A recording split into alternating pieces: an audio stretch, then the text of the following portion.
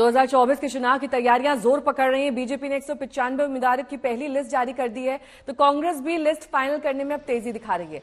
कल रात कांग्रेस की केंद्रीय चुनाव समिति की बैठक हुई। खबर यह है कि कांग्रेस 60 सीटों पर उम्मीदवार फाइनल कर चुकी है और आज उन सीटों का ऐलान किया जा सकता है। उधर बीजेपी एनडीए का विस्तार करने में लगी हुई है। ओडिशा में बीजेपी से सीटों के तालमेल पर बातचीत बीजेडी से चल रही है, तो कल चंद्रबाबू नायडू और जनसेना पार्टी के पवन कल्याण से भी सीट शेयरिंग पर बातचीत हुई है। बिहार में चिराग पासवान और उपेंद्र कुशवाहा जैसे नेताओं के साथ भी सीट तय करने पर तेजी से बातचीत जारी है।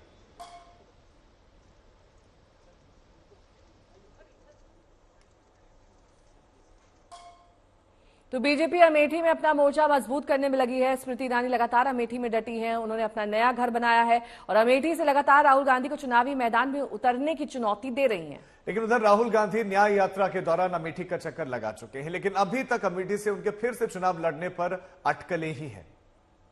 My challenge to Mr. Gandhi was very simple, that if he considers himself the tallest leader of the Congress party, he should fight only the seat of Amethi. हम कहते हैं कि अगर नेता वो है जिसको सहारे की जरूरत नहीं है, ये राहुल गांधी का मानना है, तो फिर वो बिना मायावती जी के, बिना अखिलेश के सहारे के अमेठी अकेले लड़के दिखा दें। लेकिन मैंने जो सुना है कि वो शायद 2 सीटों से लड़ेंगे। जैसे ही वो अनाउंस करेंगे कि वो 2 सीटों से लड़ रहे हैं, वहीं पे उनके अनाउंसमेंट का मतलब है कि वो अमेठी हार रहे हैं। जो इंसान टोटली कन्विंस्ड होता है कि वो जीत रहा है, वो दूसरी सीट की ओर नहीं भागता। मुझे तो लगता था गांधी परिवार पलायन कर गया है, पर उनकी प्लानिंग में उत्तर प्रदेश कहीं नजर ही नहीं आता था। राहुल गांधी जी तो वायनाड में जाकर उत्तर प्रदेश के लिए जो शब्द बोलते थे यहाँ के लोगों के लिए, वो उत्तर प्रदेश की जनता भूली नहीं है। और आपने तो देखा जब आप आए थे तो 40 लोग आसपास नजर नहीं आए। क्या सोच के चुनाव लड़ेंगे? मौसमी सिंह मेरी सहयोगी इस वक्त तमाम जानकारी के साथ जुड़ गई है। मौसमी, अब सवाल तो बीजेपी करेगी ना, अगर आप अपना कैंडिडेट अमेठी से अनाउंस नहीं कर रहे हैं, राहुल गांधी या फिर कोई और, यानी कि आत्मविश्वास की कमी है और कहीं ना कहीं असमंजस की भी स्थिति है।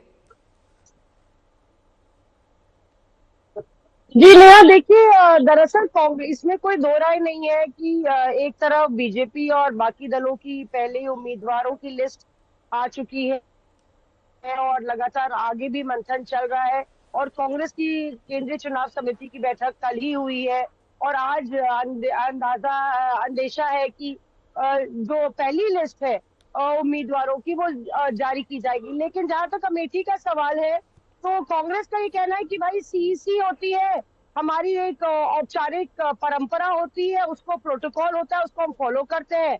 पहले प्रदेश की इलेक्शन कमेटी की बैठक होगी, उसके बाद स्क्रीनिंग कमेटी के बाद वो सीईसी में उत्तर प्रदेश का मसला आएगा। और जहां तक अभी तक अमेठी या उत्तर प्रदेश की कोई भी उम्मीदवारी की बात है, तो अभी चर्चा भी शुरू नहीं हुई है।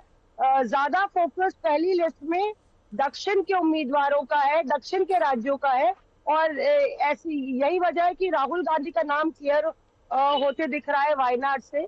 लेकिन उत्तर प्रदेश की बारी बाद में आएगी, ये कहना है कांग्रेस पार्टी। लेकिन मौसमी लौट रहे हैं आपके पास, इस बीच में जयराम रमेश ने क्या कुछ कहा है, सुनाते हैं। स्मृति ईरानी ने कल एक बयान दिया है जिसमें कहा है राहुल गांधी कौन सी सीट से लड़े, वो काम क्या है, बयानबाजी। हमारी पार्टी में एक प्रक्रिया है, सीईसी है, सर्वोच्च संस्था है, उसमें विचार होता है, विमर्श होता है और जो सीईसी तय करेगा वही अंतिम निर्णय होगा। राहुल गांधी भी कितनी बैठकों से चुनाव लड़ेंगे, क्या 2? देखिए, लोगों में उत्साह है। जब मैं भी गया था अमेठी, मैं रायबरेली में भी गया हूँ, वहाँ लोगों की मांग है, पर यह निर्णय प्रियंका जी लेंगी, राहुल जी लेंगे, सीईसी में बातचीत होगी, सीईसी अंतिम रूप देंगे। गुजरात में भी कब तक तमाम कुछ भी कहे। वहीं बीजेपी की पहली लिस्ट आने के बाद अब इंतजार कांग्रेस की पहली सूची का है। सूत्रों के हवाले से खबर है कि पहली लिस्ट में राहुल की वायनाड सीट के अलावा शशि थरूर की तिरुवनंतपुरम सीट भी फाइनल हो गई है। एक और बड़ा नाम छत्तीसगढ़ के पूर्व मुख्यमंत्री भूपेश बघेल का है, जिन्हें राजनांदगांव से उतारने की तैयारी हो चुकी है। छत्तीसगढ़ से 4 बड़े चेहरे फाइनल हो चुके हैं। कांग्रेस को आम आदमी पार्टी से बंटवारे में दिल्ली की 3 सीटें मिली, लेकिन तीनों ही सीटों पर दावेदारी की लिस्ट भी है और इसीलिए अभी दिल्ली भी फाइनल नहीं हो पाया है। हालांकि खबर यह भी है कि पहली सूची में कांग्रेस 60 उम्मीदवार फाइनल कर चुकी है और उनकी अनाउंसमेंट हो सकती है आज।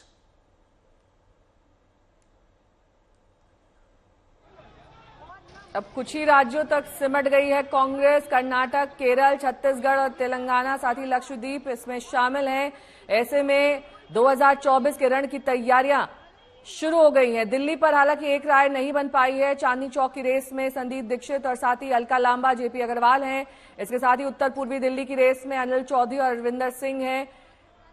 फाइनल सूची आने पर ही नाम तय हो पाएगा कि कहां से कौन इस बार चुनाव लड़ रहा है। तो दिल्ली में आम आदमी पार्टी के साथ गठबंधन में चुनावी मैदान में, लेकिन सीटों को लेकर चर्चा है। बहरहाल कांग्रेस की पहली लिस्ट की बात हो रही है, जिसमें राहुल गांधी का नाम बताया जा रहा है कि हो सकता है, शशि थरूर का हो सकता है, भूपेश बघेल का हो सकता है। अब जब राहुल वायनाड से लड़ेंगे तो क्या अमेठी से लड़ेंगे, इस पर अभी भी चर्चाओं का बाजार गर्म है। अच्छा डिस्कशन हुआ है, सब सीट्स पे चर्चा हुई है और जैसी सीसी का निर्णय आएगा हम आपको बताएंगे। सर, क्या राहुल जी वायनाड से लड़ने जा रहे हैं? कोई जो भी निर्णय लिया जाएगा एआईसीसी आपको ब्रीफ करेगी। आज तो सभी स्टेट्स पर टिकट वितरण को लेकर सीसी में विस्तारित चर्चा हुई है, अच्छे माहौल में चर्चा हुई है। एक एक सीट पर थ्रेडबेयर हम लोगों ने डिस्कशन किया है, सब पहलुओं पर लोगों के राय मांगी और जो मेंबर्स थे, जो हमारे स्क्रीनिंग कमेटी के चेयरपर्सन हैं, जो इंचार्जेस स्टेट्स के हैं, उन सब के साथ लंबी एक अच्छी विस्तारित चर्चा हुई, अच्छे माहौल में हुई है। बहुत जल्द हम लोग जो सीसी का निर्णय होगा आप लोगों के सामने लेकर बड़े नेताओं को बोला गया है, बड़े नेताओं को बोला गया है जो भी व्यक्ति चुनाव जीतने की स्थिति में है उसको पार्टी आदेशित करेगी, वो चुनाव लड़ेगा। अंतिम निर्णय सीईसी लेगी और मुझे लगता है बहुत जल्द इस पर स्पष्ट एक वक्तव्य सीईसी का भी आएगा। तो कांग्रेस पहली लिस्ट की बाधा पार नहीं कर पाई है, वहीं बीजेपी सहयोगियों का दायरा बढ़ाने में लगी है। एनडीए के पुराने सहयोगी चंद्रबाबू नायडू बीजेपी से हाथ मिलाने को तैयार हो गए हैं। कल उनकी बीजेपी अध्यक्ष जेपी नड्डा से और अमित शाह से मुलाकात हुई है। बीजेपी ओडिशा में बीजेडी के साथ सीट शेयरिंग फाइनल करने में तेजी से काम कर रही है और इस बार बीजेपी वहां पर 14 सीटों पर दावेदारी कर रही है। दरअसल बड़ा मसला है बिहार का भी है, जहां पर चिराग पासवान सीटों को लेकर दबाव बना रहे हैं। कल चिराग पासवान और बिहार के दोनों ही उप मुख्यमंत्रियों के बीच में बीजेपी नेतृत्व से लगातार बातचीत की जा रही है।